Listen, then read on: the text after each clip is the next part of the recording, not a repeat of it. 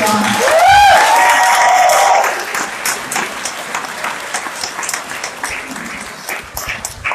So, we know how Donald Trump ran for president. Besides that, the whole notion of telling Americans that if you've got a problem, if this country isn't working for you, if you can't pay for your prescription drugs, if you're having trouble with your housing, if you haven't had a raise for years, blame the people who don't look like you. Blame the ones who aren't born here. Blame the ones who don't speak like you. Blame people who don't have the same religion as you. Blame them. Don't look at what's really wrong. Blame them. And he has driven our immigration policy, our refugee policy, straight around it. And it has been fueled by hate. So it is a year ago that we first learned about the babies who were taken from their mothers. Any of you may remember that. I went down to the border. I went down to McAllen, Texas. As soon as I heard about this, I come from a tradition of witnessing. I think witnessing is important. You show up, you look at it, you speak out. So I just want you all for a minute. I know you've seen the news reports, but I just want you to hear it from me. Picture a big old Amazon warehouse, only it's dirty and it smells bad. And I walked in, and on the left were cages, and they are cages. They were about 10 feet wide, about 40 feet deep, a toilet bag in the corner, and human beings packed into them so tightly, there wasn't room for anybody to lie down. And they just basically, they couldn't even all lie down at the same time. And it was cage after cage after cage after cage from my left, cage after cage after cage after cage, right up against each other of women on my right. And then I walked into the main part. And there were freestanding cages, about like this area right here, of little girls. And right in the center was a guard tower. Little girls who didn't know why they were there, who didn't know where their mothers were, who had come with their mothers, with their older sisters, older brothers, with an auntie, with an uncle, and were just totally lost. And then another cage of little girls, a cage of little boys, another cage of boys. Then back in the back, a cage of nursing mothers.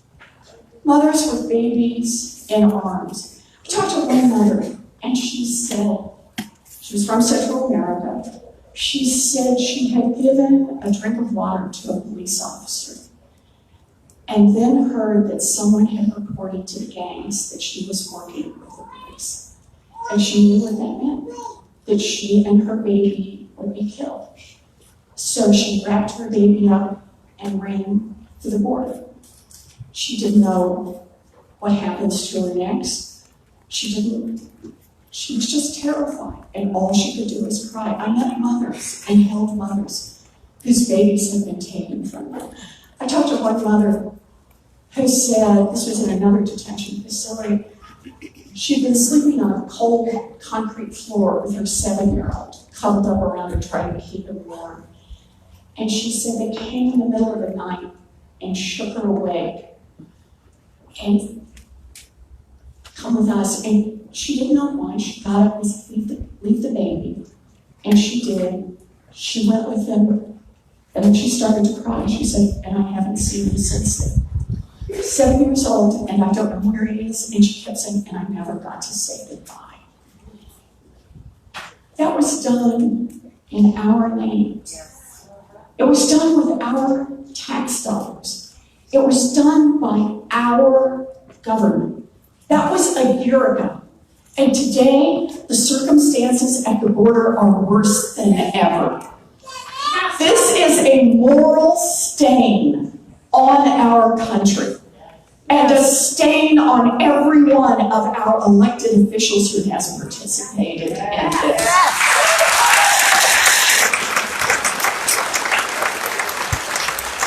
So, you asked me what I will do? I'll tell you this. As president, I will not separate babies from their mothers.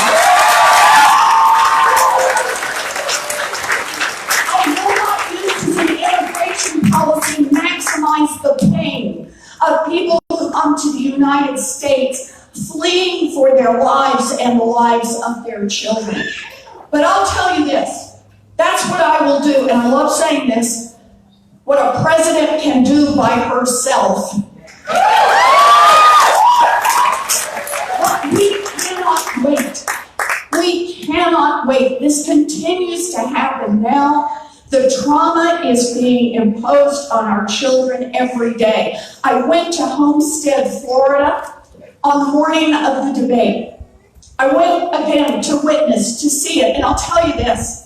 What we need to do right now, the United States of America needs to shut down every for-profit detention center.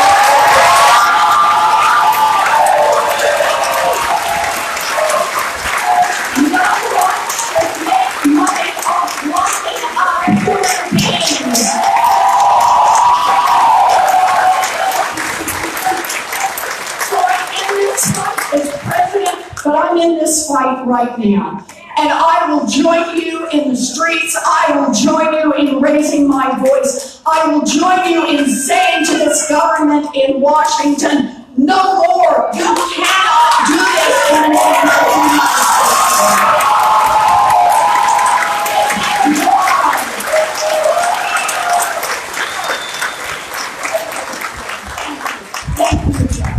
Okay, next number 2. We got another one? Next question, are you ready back there on that mic? Are you ready? Okay, if they're not ready, I'm going to read the numbers again, and if not, we'll draw 2 more. Make your way to one of the mics, please. Do we have anybody who's ready? Okay, 8121. 8121. 8143. 8121. Yeah!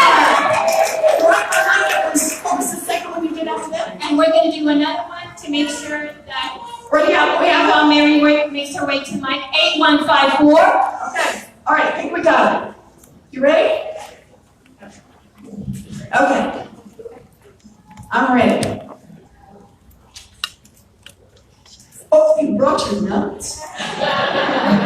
And I went over them with a friend who said, make it shorter. They've been telling me that for a long time. Yeah. So tell me your name. My name's Mary. Hi, Mary. Nice to meet you. Nice to meet you. And I want to welcome you to Reno, Nevada, the best in the country. Yes. So by the way, I've been coming to Reno. I came here to help Catherine get elected.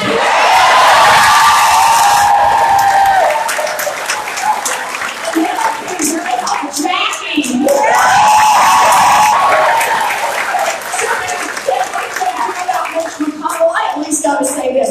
Nevada's doing its part.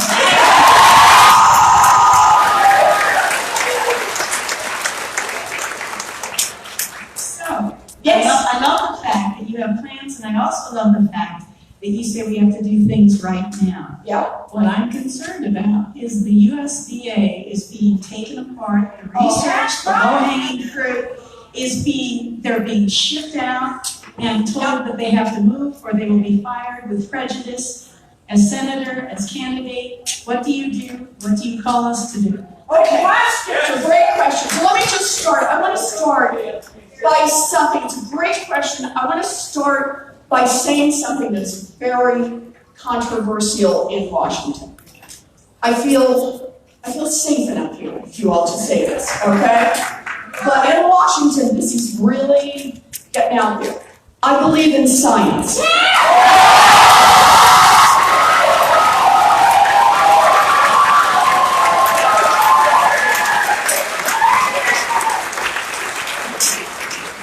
And what's going on right now at the USDA, and let's just be clear, and at the EPA, right? And Department of Education, over and over, are people in our government, the leadership, this administration, trying to shut down the folks who study, the scientists, the people who are trying to tell us what's happening, trying to tell us about the dangers of climate, trying to tell us what that's going to mean for our food supply, and to warn us of what's happening. You know, here's the thing.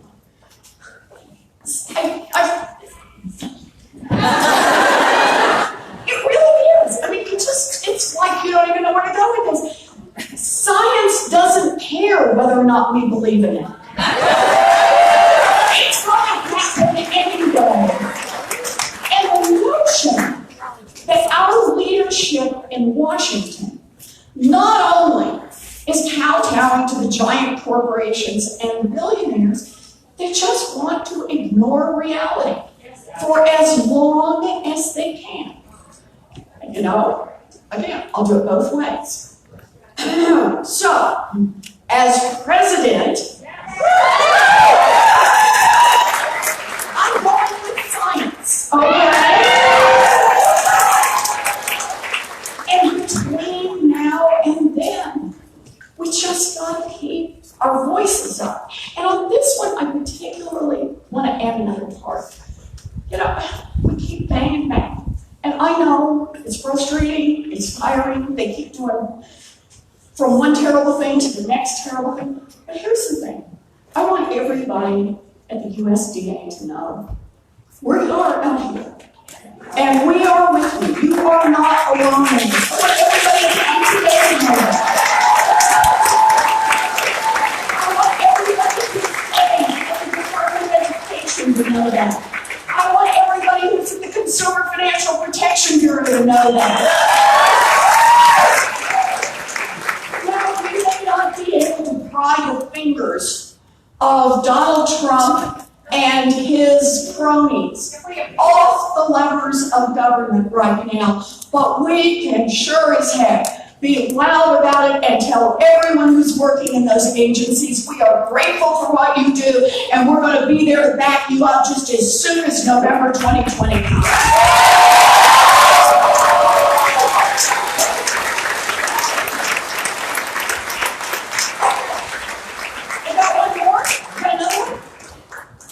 We got another one, Vivian? Do we have someone else ready to go? I can read one more.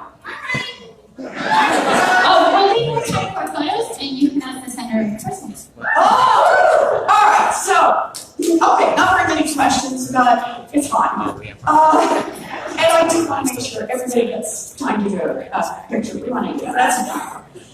So I just want to say something as we pull this together, and we can talk about whatever you want to talk about online.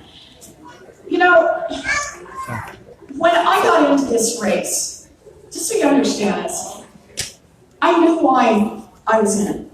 I didn't run a bunch of polls before I got in to see, you know, how it was going to work. I just didn't. I didn't run a bunch of polls to find out what I believed. I already knew what I believed.